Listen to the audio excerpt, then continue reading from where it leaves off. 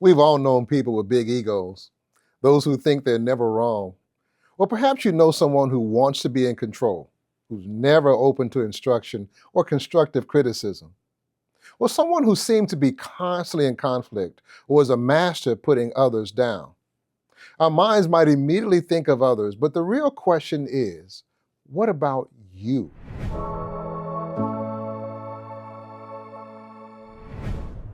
By pointing the finger at others and denying pride in our own lives, we deceive ourselves. You see, the reality is we've all battled with pride in our own lives. Pride is a feeling that you are more important or better than other people. Indeed, pride is a feeling, and it's one that cannot and should not be relied upon. Some have wondered, where does pride come from? Pride first began with Lucifer, the arch spiritual enemy of us all, who before his tragic fall in the heavenly realm was once a privileged angel who enjoyed close service to God. The record states in Isaiah 14, verses 12 through 14, how you are fallen from heaven, O Lucifer, son of the morning, how you are cut down to the ground, you who weaken the nations. For you have said in your heart, I will ascend into heaven. I will exalt my throne above the stars of God. I will also sit on the mount of the congregation on the farthest sides of the north. I will ascend above the heights of the clouds. I will be like the Most High. There are three things I want to share with you about pride. First of all, pride is self-devoted. It's inwardly focused. Pride is more concerned about one's own feelings, thoughts, purposes, and plans. Sometimes pride can masquerade as genuine care and concern for the welfare of others when what it really seeks is the adulation and affirmation of others. How well do you really know yourself? Because it is so self-devoted, pride can be difficult to detect. The closer we draw to Christ, the more we realize our sinfulness and unworthiness. One Bible commentator put it this way, in one way only can a true knowledge of self be obtained. How is it? We must behold Christ. Then she goes on to make this statement. It is the ignorance of him that makes men so uplifted in their own righteousness. Oh yes, and then there's this quote, it is only he who knows himself to be a sinner that Christ can save. The Apostle Peter reminds us in 1 Peter 5 and verse 5, God resists the proud, but gives grace to the humble. Yes, pride is self-devoted, but secondly, pride is also self-determined. Remember where I just read that quote there in Isaiah 14 about Lucifer? Oh, remember now, he said, I will exalt my throne above the stars of God. I will also sit on the mount of the congregation on the farthest sides of the north. I will ascend above the heights of the clouds. I will be like the Most High. No less than 5 times does Lucifer use the word I. Talk about self-determined. There is no such thing as a self-made person. It is God who gives men and women their gifts and talents. No person is an island in themselves. We need others around us to help us to be successful. I know. You may be thinking of the famous quote by the great professional basketball player, Michael Jordan. Jordan was and still is known for his individual prowess on the basketball court. He once said, there is no I in the word team, but there is in the word win. That quote still gets a chuckle. But if I had my druthers, my response to Jordan would be this. Yes, Jordan, the letter I is in the word win, but it's not in the word great. Truth be told, greatness is not an I word, it's a we word. Speaking of self-determined, think about Moses.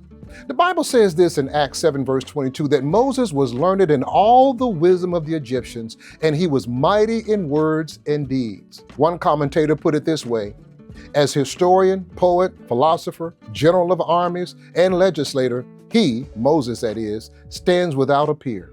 Yet with the world before him, he had the moral strength to refuse the flattering prospects of wealth and greatness and fame, choosing rather to suffer affliction with the people of God than to enjoy the pleasures of sin for a season. In fact, I like the way Hebrews 11:24 through 26 puts it. By faith, Moses, when he became of age, refused to be called the son of Pharaoh's daughter.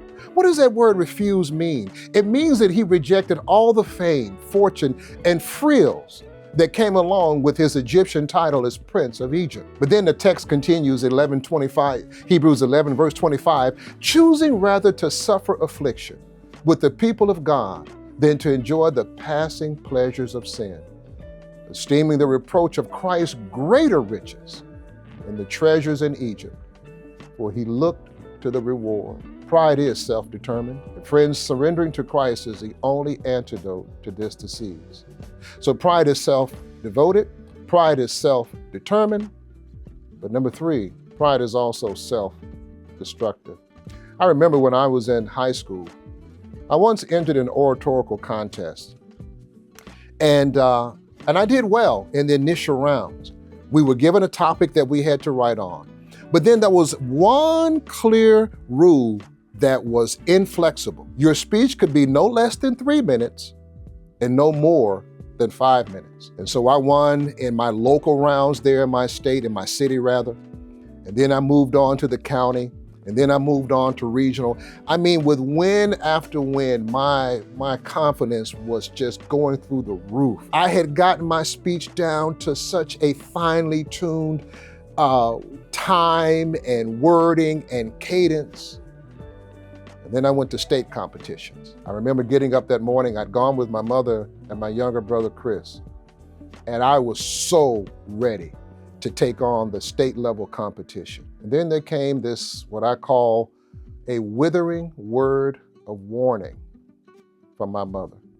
And all she did was quote one text. She said, "Marlon, pride goes before destruction and a haughty spirit before a fall." To my teenage mind, I didn't really process it the way that she meant it.